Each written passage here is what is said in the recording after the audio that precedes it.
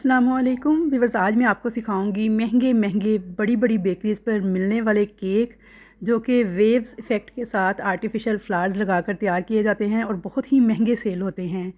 तो व्यूअर्स, ये ऑर्डर था मेरे पास। कस्टमर ने पिक्चर सेंड की थी कि उन्हें वेव्स इफ़ेक्ट वाला आर्टिफिशियल फ्लावर्स वाला केक चाहिए इस कलर कम्बिनेशन के साथ। तो चलिए रेसिपी स्टार्ट करते हैं। तो यहाँ पे मैंने 4 अदद अंडे लिए हैं जो कि रूम टेम्परेचर पर हैं।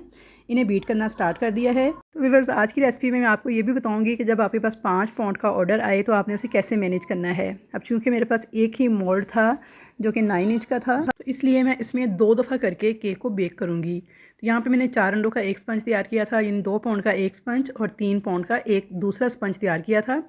तो मैं आपके साथ एक स्पंज की रेसिपी शेयर करूँगी, दूसरा भी आपने सेम इसी तरीके से तैयार कर लेना है। तो 2 मिनट तक अंडों को मैंने बीट कर लिया था। जब इस तरह जाग जाग सी बन गई तो मैंने इसके अंदर डाल दी है 150 ग्राम पिसी हुई चीनी। नॉर्मल किचन की चीनी थी जिसे मैंने मिक्सी के जार में डाल के पाउडर बना लिया था। इसे डाल के अब मैं इतना बीट करूँगी कि अंडे बिल्कुल फ्लफ़ी और हो जाएँ और क्रीमी सी शक्ल में आ जाएंगे, बिल्कुल थिक हो जाएंगे, कलर इनका लाइट हो जाएगा। तो यहाँ पे देखिए मैंने इसे तकरीबन 3 से 4 मिनट हाई स्पीड पर बीटर को चलाते हुए बीट कर लिया है, अंडों को और चीनी को। तो अब इसको चेक कर लेते हैं। तो ये देखिए इस तरह से आपने बीटर से उठा के बैटर को थोड़ी लाइनें बनानी है। तो ये लाइनें देखें बनती तो हैं लेकिन ऊपर स्टे नहीं कर रही, फ़ौरन से गायब हो जाती हैं। इसका मतलब है कि हमारे जो अंडे हैं ना अभी परफेक्टली बीट नहीं हुए। तो व्यूअर्स, ये बहुत ही अहम टिप और बहुत ही एक आसान सा तरीका मैं आपके साथ शेयर कर रही हूँ। एक सीक्रेट कह लें कि आपको कैसे पता चलेगा कि आपके अंडे कितने बीट करने हैं या बीट हो चुके हैं या नहीं केक के लिए, क्योंकि हर बीटर की स्पीड अलग अलग होती है। कुछ अंडों को जल्दी बीट कर देते हैं, कुछ की लो स्पीड होती है, वो जल्दी बीट नहीं करते। बीटर भी आपने अच्छी क्वालिटी का ही परचेज़ करना है। जब आपने बेकिंग स्टार्ट करनी है तो आपने बीटर पर ज़रूर इन्वेस्टमेंट करनी है। एक अच्छी क्वालिटी का बीटर आपने परचेज़ करना है जो कि हाई वोल्ट वाला हो और हाई स्पीड वाला हो। तो यहाँ पे देखिए जी, इसको चेक करने का तरीका ये है कि अभी लाइनें जो सी हैं वो स्टे नहीं कर रही थी, तो मैंने इसे 2 से 3 मिनट तकरीबन मज़ीद इसे अच्छी तरह से बीट किया है। अब मैंने इसे तकरीबन यहाँ पे 6 मिनट तक टोटल बीट कर लिया था। अब देखिए मैं इस तरह से थोड़ा सा बैटर उठा रही हूँ बीटर के साथ और ये लाइनें से बना रही हूँ। तो ये लाइनें इसकी सरफेस पे स्टे कर रही हैं, यानी ये लाइनें जो सी हैं इन्हें 3 से 4 सेकंड सरफेस पे अगर स्टे करने लग जाएँ तो इसका मतलब है कि हमारे जो अंडे थे ना वो परफेक्टली बीट हो चुके हैं और केक के लिए बिल्कुल परफेक्ट हैं। बस इतना ही हमने इनको बीट करना था। तो ये बहुत ही अहम पॉइंट है बेकिंग में, आप इसे ज़रूर नोट डाउन कर लें। अब मैं इसके अंदर डाल दूँगी vanilla essence half tea spoon के बराबर। थोड़ा सा मैंने इसमें लेमन एसेंस डाला है, तकरीबन 4 से 5 ड्रॉप्स के बराबर। कुकिंग ऑयल डाला है 1/4 कप या फिर 4 टेबल स्पून के बराबर डाल दें। इन तमाम चीज़ों को डालने के बाद ना सिर्फ 3 से 4 सेकंड में बीटर को चलाऊंगी ताकि ऑयल और ये एसेंस जो है अच्छी तरह से अंडों के साथ मिक्स हो जाए। तो यहाँ पे देखिए 3 से 4 सेकंड मैंने बीटर को चला के इन तमाम चीज़ों को अच्छे से मिक्स कर लिया था। तो हमारे वेट इंग्रेडिएंट्स जो हैं ये रेडी हैं। तो चले अब चलते हैं अपने ड्राई इंग्रेडिएंट्स की तरफ। यहाँ पे मैंने मैदा ले लिया था 170 ग्राम्स और इसके अंदर मैं डाल दूँगी बेकिंग पाउडर 1.5 टीस्पून के बराबर। अच्छी तरह से बेकिंग पाउडर को और मैदे को मैं मिक्स कर लूँगी। तो बहुत अच्छी तरह से मिक्स करने के बाद अब इसको हम छानते हुए ऐड करेंगे। तो आपने जब भी केक बनाना है मैदा हमेशा बेकिंग पाउडर के साथ छान कर ही केक में ऐड करना है, वरना आपका केक बैठ जाएगा, कभी भी फूलेगा नहीं और सॉफ्ट नहीं बनेगा। यहाँ पे देखिए मैंने एक छलनी ली है, इसके ऊपर थोड़ा थोड़ा करके मैं इस मैदे और बेकिंग पाउडर को इन अंडों के साथ मिक्स करती जाऊँगी। आपने एक ही दफ़ा सारे का सारा मैदा ऐड नहीं कर देना, बल्कि इसे 3 से 4 पोर्शंस के अंदर ऐड करना है और बिल्कुल हल्के हाथों के साथ आपने एक ही डायरेक्शन में स्पैचुला को चलाते हुए इसकी मिक्सिंग करनी है। आपने इसको बहुत तेज़ तेज़ ना तो फेंटना है और ना ही फेंटने के स्टाइल में मिक्स करना है, वरना क्या होगा अंडों का ये फॉर्म जो हमने तैयार किया है ये सारा टूट जाएगा, बैठ जाएगा। तो फिर आपका केक राइज़ नहीं होगा, फ्लफ़ी नहीं बनेगा, फूलेगा नहीं और सॉफ्ट भी नहीं बनेगा। सारी टिप्स का आपने अच्छी तरह से ख्याल करना है और बिल्कुल हल्के हाथों के साथ एक ही डायरेक्शन में चम्मच को चलाना है बेस तक ले जाकर। 3 से 4 पोर्शंस में देखिए मैंने सारा मैदा ऐड कर दिया था और बिल्कुल हल्के हाथों के साथ मैंने इसकी फोल्डिंग की है। वीडियो में थोड़ी तेज़ चलाई हुई है इसलिए आपको लग रहा है कि मैं बहुत तेज़ कर रही हूँ, जबकि मैं बिल्कुल हल्के हाथों के साथ ये फोल्डिंग कर रही थी। जैसे ही आपको लगे कि मैदा सारा मिक्स हो गया है तो बस आपने चम्मच चलाना छोड़ देना है। ओवर मिक्सिंग भी हरगिज़ नहीं करनी, क्योंकि जब आप इसमें बेकिंग पाउडर ऐड कर देते हैं तो फिर ओवर मिक्सिंग करने का ये मतलब है कि आपका जो केक है ना वो बैठ जाएगा, फिर वो तब भी वो नहीं फूलेगा अगर आप इसकी बहुत ज़्यादा ओवर मिक्सिंग करेंगे। तो अब यहाँ पे मैं इसके अंदर 2 टेबल स्पून दूध ऐड करके इसे मिक्स कर दूँगी एक दफ़ा बिल्कुल हल्के हाथों के साथ। तो यहाँ पे केक बैटर हमारा बिल्कुल रेडी है मोल्ड में डालने के लिए। तो अब मैंने 9 इंच का एक केक टिन था जिसे बटर पेपर लगा के अच्छे से ग्रीस कर लिया था, उसके अंदर मैं डाल के इसको बेक करूँगी। तो यहाँ पे देखिए सारे का सारा बैटर मैंने डाल दिया था केक मोल्ड के अंदर। थोड़ा सा इसे टैप कर लूँगी ताकि सारे एयर बबल निकल जाएँ इसके, और एक अदद पतीला जो है मैंने जब बैटर तैयार करना शुरू किया था तो मैंने मीडियम फ्लेम पे चूल्हे पे रख दिया था गर्म होने के लिए। अगर आपने ओवन में बेक करना है तो उसे भी आपने 10 मिनट पहले प्री हीट होने के लिए छोड़ देना है। तो यहाँ पे देखिए अच्छे से टैप करने के बाद इसे मैं पतीले में रख दूँगी, स्टैंड के ऊपर कवर कर दूँगी और ऊपर आपने कोई वज़नी चीज़ रख देनी है और बिल्कुल जैसे चावलों को दम लगाते हैं दम वाले फ्लेम पे आपने इसको बेक करना है 40 से 45 मिनट तक। गैस के फ्लेम के हिसाब से, बर्तन की थिकनेस के हिसाब से टाइम थोड़ा सा प्लस माइनस हो सकता है। 45 मिनट्स पे आप चेक कर लीजिएगा, अगर कुछ कसर हो तो इसे थोड़ा सा मज़ीद बेक कर सकते हैं। अब यहाँ पे केक जो सा था उसे मैंने निकाल लिया था केक मोल्ड में से। तो I am very very very sorry viewers के मैं आपको केक मोल्ड में से केक को निकालते हुए वीडियो जो है रिकॉर्ड नहीं कर सकी। मुझे पता नहीं चल सका कि वीडियो वो कैमरे में रिकॉर्ड ही नहीं हुई, उसके लिए मैं आपसे माज़रत चाहती हूँ। लेकिन ये देखिए जी, उससे आगे वीडियो रिकॉर्ड हुई है, वो ये थी कि मैंने निकाला था केक मोल्ड में से केक को। स्पंज मैं आपको दिखा चुकी हूँ, इसकी सॉफ्टनेस भी आपने चेक कर ली है। और अब इस केक स्पंज को ना हम 2 हिस्सों में काट लेंगे, यानी इसकी 2 लेयर्स कट कर लेंगे, क्योंकि इसके बाद मैंने एक स्पंज और तैयार किया था तो 2 लेयर्स मैं उसमें से कट करूँगी। तो टोटल 4 लेयर्स में हम इस केक को रेडी करेंगे। तो कटिंग का तरीका ये देखिए, मैंने पहले भी बहुत सी वीडियोज़ में बताया है कि आपने इस तरह सेंटर में रख के छुरी को, यानी जहाँ से आपने कटिंग करनी है वहाँ से आपने टर्न टेबल को नीचे से घुमाते जाना है, ऊपर से हाथ रखना है और छुरी को इस तरह से चारों तरफ चलाते हुए ना एक गोल निशान बना लेना है। बस आपने छुरी को बिल्कुल हाथ को अपने एक ही लेवल पे सेट करना है, यानी एक ही जगह पे रखना है। आहिस्ता आहिस्ता नीचे से टर्न टेबल को घुमाते हुए एक निशान चारों तरफ ड्रॉ कर लेना है कट का। जहाँ पे आके निशान ख़त्म हो वहाँ से छुरी को आपने अंदर की तरफ आरी की तरह चलाते जाना है। तो व्यूअर्स आपने ना इस तरह की एक ब्रेड नाइफ़ ज़रूर परचेज़ करनी है केक कटिंग के लिए। इसी से ही केक की कटिंग जो है ना बिल्कुल परफेक्ट होती है। देखिए हल्का हल्का मैं टर्न टेबल को घुमा रही हूँ, छुरी को अंदर की तरफ आरी की तरह चलाती जा रही हूँ। और यहाँ पे देखिए जब छुरी बिल्कुल किनारे पे आ जाए तो थोड़ा सा अपने हाथ के साथ आगे से सपोर्ट देनी है और छुरी को बाहर की तरफ निकाल लेना है। तो अब मैं आपको दिखाती हूँ कि कितनी परफेक्ट मेरे केक की कटिंग हुई है। दोनों लेयर्स बिल्कुल बराबर कटी हैं, कहीं से ऊंची नीची नहीं है। और ये देखिए माशाल्लाह कितना सुपर सॉफ्ट, कितना स्पंजी और ज़बरदस्त केक स्पंज हमारा बनके तैयार हुआ है। जब आपका केक स्पंज इतना शानदार बनके तैयार होगा तो केक भी बहुत मज़ेदार और बहुत अच्छा बनके तैयार होगा। और इसकी जब आप फ्रॉस्टिंग करेंगे तो आइसिंग के दौरान इसकी बहुत ही नीट लुक आएगी। तो इसलिए आपने हमेशा केक की लेयर्स को इक्वल कट करना है और उसका तरीका मैंने आपको बता दिया है। तो ये देखिए माशाल्लाह कितनी शानदार इसकी लेयर्स कट हुई हैं और कितना अच्छा हमारे केक पे कलर आया है, जैसे हमने इसे ओवन में बेक किया हो। हालांकि मैंने इसे पतीले में बेक किया है। अब यहाँ पे मैंने तकरीबन 1 kg क्रीम जो थी उसे विप कर लिया था।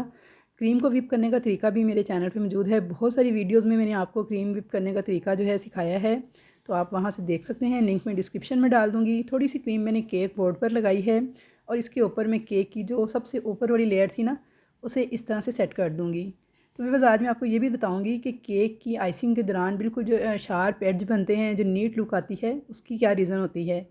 तो यहाँ पे देखिए जी, केक लेयर को मैंने इस तरह से सेट कर दिया है ताकि ये स्लिप ना होने पाए केक बोर्ड पर से। और यहाँ पे मैंने जो शुगर सिरप तैयार किया है ना, इसके अंदर मैंने तकरीबन 1.5 कप पानी लिया था, 2 टेबल स्पून इसमें चीनी डाली थी और 2 से 3 टेबल स्पून इसके अंदर मैंने स्ट्रॉबेरी क्रश और 1 टेबल स्पून मैंने इसके अंदर पाइनएप्पल क्रश ऐड किया था।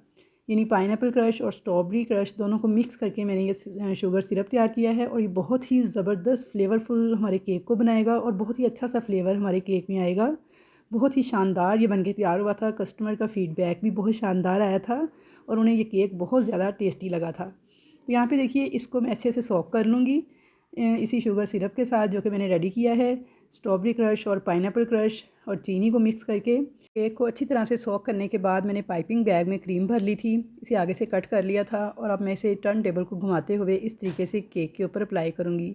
तो जो बिगनर्स हैं उनके लिए ये बहुत ही परफेक्ट तरीका है। तो वो हमेशा केक पे उनको क्रीम को केक पे इसी तरह से अप्लाई करें तो उनकी क्रीम जो है बिल्कुल इक्वल लगेगी। तो यहाँ पे देखिए एक लेयर मैंने पूरी क्रीम की लगा दी है और अब मैं यहाँ पे पाइनएप्पल क्रश था मेरे पास, उसे मैंने अच्छी तरह से इसके ऊपर ऐड कर दिया है क्योंकि मेरे कस्टमर की ये डिमांड थी कि उन्हें पाइनएप्पल फ्लेवर में ही केक चाहिए। यहाँ से बस आप मेरे हाथों की तरफ देखते जाइएगा। तो यहाँ पे देखिए मैंने थोड़ी सी क्रीम को ऊपर से भी प्लेन किया है, किनारे से भी मैंने थोड़ी सी क्रीम जो है उसे सेट किया है पैलेट नाइफ़ से। साथ साथ मैं इसे क्रम कोट भी करती जाऊँगी। यहाँ पे मैंने केक की दूसरी लेयर ऐड कर दी थी, इसे भी मैंने शुगर सिरप से सोक कर लिया था और सेम उसी तरीके से मैंने इसके ऊपर भी क्रीम को अप्लाई कर दिया है। तो यहाँ तक वो केक की 2 लेयर्स जो कि मैंने बनाई थी आपके साथ शेयर की थी वो मैंने ऐड कर दी हैं। और अब देखिए इसे भी मैं लगा के थोड़ा सा क्रश पाइनएप्पल फ्लेवर का अच्छी तरह पैलेट नाइफ़ से प्लेन करूँगी और किनारे से भी आपने साथ साथ क्रीम को क्रम कोट करते जाना है केक को। क्रम कोट का मतलब ये है कि इसके सारे क्रम्स जो है ना वो इस क्रीम के साथ चिपक जाएंगे और फिर केक की जो फाइनल आइसिंग है ना उसके अंदर बिल्कुल भी क्रम्स जो हैं वो आपको नज़र नहीं आएंगे, बिल्कुल नीट लुक आएगी केक की। अगर आप क्रम कोट नहीं करते तो फिर आपकी केक की नीट लुक नहीं आती। फाइनल आइसिंग के दौरान ये क्रम्स जो हैं नज़र आते रहते हैं, जो कि बहुत बुरे लगते हैं। तो यहाँ पे देखिए जी, केक जो है उसकी मैंने 2 लेयर सेट कर दी थी। सेम इसी तरीके से मैंने इसकी तीसरी लेयर को भी सेट किया है। शुगर सिरप से इसे भी मैंने सोक किया था और बिल्कुल सेम प्रोसीजर के साथ मैंने इसके ऊपर भी क्रीम और फिर पाइनएप्पल क्रश लगा के इसे भी प्लेन कर लिया था। साइड से भी इस क्रीम को मैं प्लेन कर लूँगी ताकि क्रम कोट भी साथ साथ ही होता जाए। तो यहाँ तक अब हमारे केक की 3 लेयर्स जो हैं वो सेट हो चुकी हैं। अब आ जाती है केक की फ़ाइनल लेयर की बारी। तो ये मैंने आज आपको एक टिप बतानी थी कि केक की जो बेस वाली लेयर थी ना, इसे देखिए मैंने सबसे ऊपर सेट किया है। ये बिल्कुल केक के बेस वाली लेयर है और आप देख सकते हैं बिल्कुल प्लेन होती है। तो इसी तरह से नीट लुक ही आती है हमारी आइसिंग के दौरान भी। इसको भी मैं शुगर सिरप से सोक करूँगी। सोक करने के बाद बिल्कुल थोड़ी सी क्रीम लगा के तो अच्छे से मैं इसे क्रम कोट कर लूँगी। क्रम कोट करना बहुत ज़रूरी है। अगर आप क्रम कोट नहीं करते तो आपकी केक की जो आइसिंग है ना वो नीट नहीं होती। तो यहाँ पे देखिए क्रम कोट मैंने अच्छे से कर लिया था और आप देख सकते हैं कितने शार्प एड्ज आए हैं हमारे आइसिंग के दौरान। तो ये इसी वजह से, क्योंकि हमने इसकी बेस वाली लेयर को ऊपर सेट किया था, तो इसलिए बिल्कुल शार्प किस्म के, जैसे बेस के एड्ज से सेम उसी तरीके से क्रीम के भी एड्ज जो हैं वो सेट हो गए हैं। क्रम कोट करने के बाद मैंने इस केक को तकरीबन आधे घंटे के लिए फ्रिज में रख दिया था ताकि अच्छी तरह से क्रीम भी सेट हो जाए और केक भी हमारा अच्छी तरह से चिल हो जाए। तो यहाँ पे अब आपने क्या करना है कि क्रम कोट करने के बाद केक बोर्ड को साइड से ना टिश्यू पेपर के साथ सारी क्रीम जो एक्स्ट्रा लगी हुई है उसे साफ़ कर लेना है, क्योंकि जब ये जम जाती है तो फिर इसे साफ़ करना बहुत मुश्किल हो जाता है। तो इसलिए कोशिश करें कि इसको साथ साथ ही नीट करते जाएँ। तो यहाँ पे देखिए जी, केक बोर्ड को भी मैंने नीट कर लिया था, केक को भी क्रम कोट कर लिया है। आप देख सकते हैं कितने शार्प एड्ज बने हैं हमारे। तो इंशाल्लाह ताला जब मैं इस पर फाइनल आइसिंग करूँगी तो ऐसे ही शार्प किस्म के एड्ज बनेंगे। तो इसलिए आपने क्रम कोट के दौरान ही आइसिंग नीट करनी है ताकि आपकी फ़ाइनल आइसिंग जो है वो भी नीट हो सके। तो चलिए जी, अब मैंने केक को निकाल लिया था तकरीबन आधे घंटे के बाद फ्रिज से। अब मैंने इस पर करनी है फ़ाइनल आइसिंग। तो उसके लिए मैंने क्रीम के अंदर थोड़ा सा स्काई ब्लू कलर मिक्स किया है और मैंने पाइपिंग बैग के अंदर ना किनारों पे थोड़ा थोड़ा जेल फूड कलर था, इसे इस तरीके से लगा लिया था। और इसके अंदर मैं डालूँगी स्काई ब्लू कलर की क्रीम, तो इससे डबल इफ़ेक्ट आएगा, यानी लाइट और डार्क। बहुत ही ज़बरदस्त कलर कॉम्बिनेशन था इस केक का, जो कि दिखने में बहुत ही प्यारा लग रहा था। तो यहाँ पे देखिए मैंने इस क्रीम को भर लिया था पाइपिंग बैग में और पाइपिंग बैग के अंदर मैंने आपको बताया है कि मैंने जेल फूड कलर डायरेक्ट लगाया था किनारों पे, तो उसी वजह से ही इसके अंदर डबल इफ़ेक्ट आएगा। और स्काई ब्लू कलर जो है मैंने क्रीम के अंदर मिक्स किया था। तो यहाँ पे देखिए लाइट और डार्क का कॉम्बिनेशन कितना ज़बरदस्त लग रहा है। अब यहाँ पे देखिए मैंने पैलेट नाइफ़ की मदद से इसे प्लेन कर लिया था और किनारों से भी इसको बैलेंस कर लिया था स्क्रैपर की मदद से। तो बस कोई भी काम जब भी आप करना स्टार्ट करते हैं तो आपको प्रैक्टिस से ही आता है। अगर आप कहें कि आपको एक ही दफ़ा करने में सारे काम आ जाएँ तो ये पॉसिबल नहीं। हर काम जो है वो प्रैक्टिस मांगता है। तो इसलिए आप भी अगर होम बेकिंग स्टार्ट करना चाह रहे हैं तो उसके लिए यही है कि आप लोग केक्स बनाएं, बनाकर अपनी फैमिली में गिफ्ट करें, अपने बच्चों की बर्थडेज़ वगैरह पे बनाएं। इस तरह से आहिस्ता आहिस्ता आपकी प्रैक्टिस होती चली जाएगी और आप इस काम में माहिर हो जाएंगे, यानी परफेक्ट हो जाएंगे। तो यहाँ पे देखिए जी, केक को मैंने बहुत अच्छे तरीके से लेवल कर लिया था और इसके एड्ज आप देख सकते हैं कितने शार्प किस्म के एड्ज बने हैं। जी हाँ व्यूअर्स, क्योंकि हमने इसकी आइसिंग जब की थी, इस पर क्रम कोट किया था, तो हमने उस वक्त ही इसके एड्ज बहुत शार्प बनाए थे। तो इसलिए इसके हमारे फाइनल एड्ज भी देख सकते हैं आप कितने शार्प हैं। अब मैंने इसके ऊपर बनाना है वेव्स इफ़ेक्ट।